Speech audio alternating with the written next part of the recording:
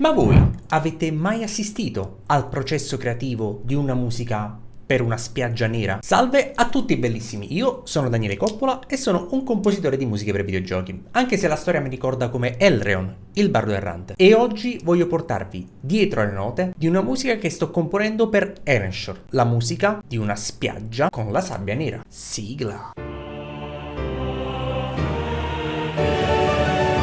Ecco qua, la zona è questa. Quello su cui mi sto soffermando anche nel video è il fatto che la sabbia, o meglio il terreno, ma anche le piante proprio, siano l'erba sia scura, sia nera. Sembra appunto quasi cenere. Qui ci sono delle macchie nere.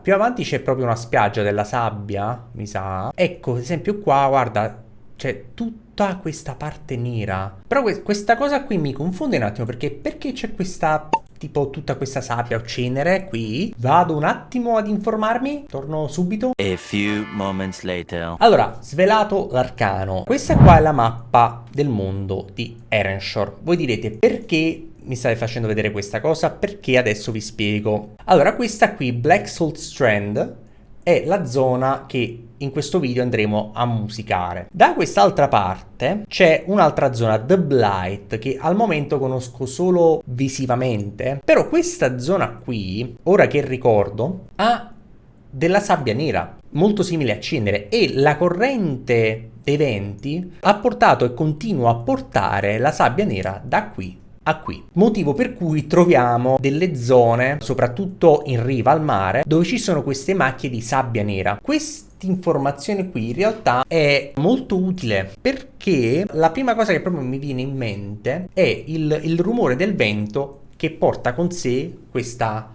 chiamiamola sabbia nera e la fa poggiare da The Blight a Black Salt Strand. Per cui la mia idea, la prima cosa che mi è venuta subito in mente è stato: utilizziamo uno strumento che richiami il suono del vento, che poi con l'aiuto di altri strumenti scende e si poggia sulla terra. Partendo da questa idea qui, ho pensato subito a uno strumento che possa richiamare il suono del vento, ovvero il flauto di Pan. Il flauto di Pan, oltre ad essere uno strumento a fiato, quindi che può emulare con quello spostamento d'aria, ha un suono più soffiato e meno brillante. Questa caratteristica dà una sensazione di grandezza, no? Di estensione enorme, per cui quel suono molto più ruvido riesce a emulare perfettamente il suono del vento che noi sentiamo in lontananza.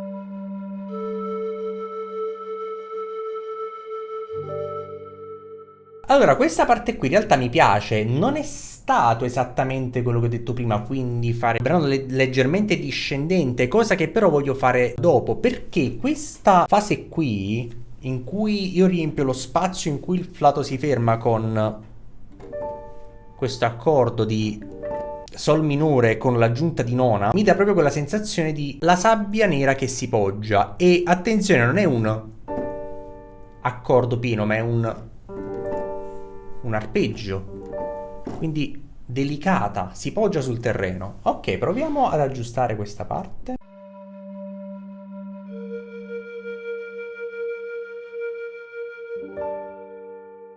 Ok, qua facciamo un po' di sentimento. Come abbiamo detto prima, discende piano piano e si poggia.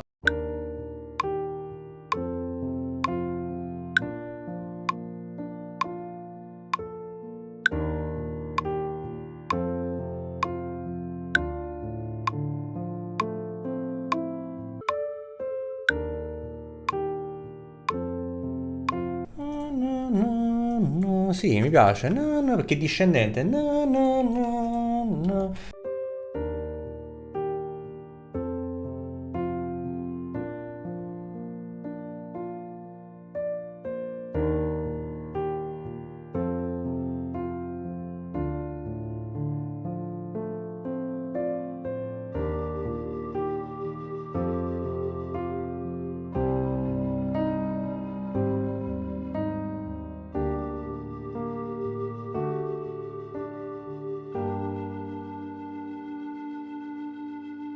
Diciamo che siamo riusciti già nell'intento, ok?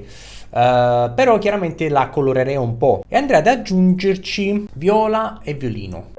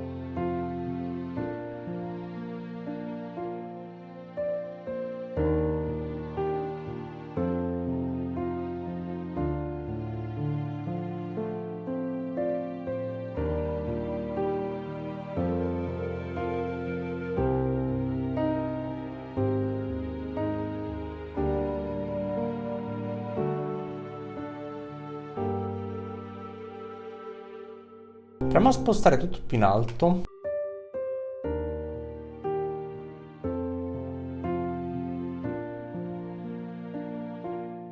Ok, allora mi piace, è molto molto delicato. Vorrei aggiungere tipo un oboe che suona la melodia con il pianoforte. Non sono sicuro funzioni, non vorrei disturbare il pianoforte. Vediamo.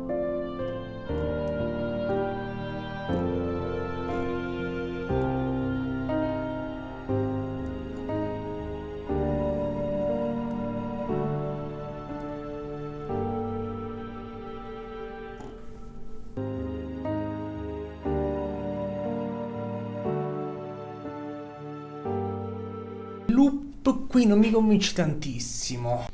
Potrei mettere... Esatto, un collegamento più morbido.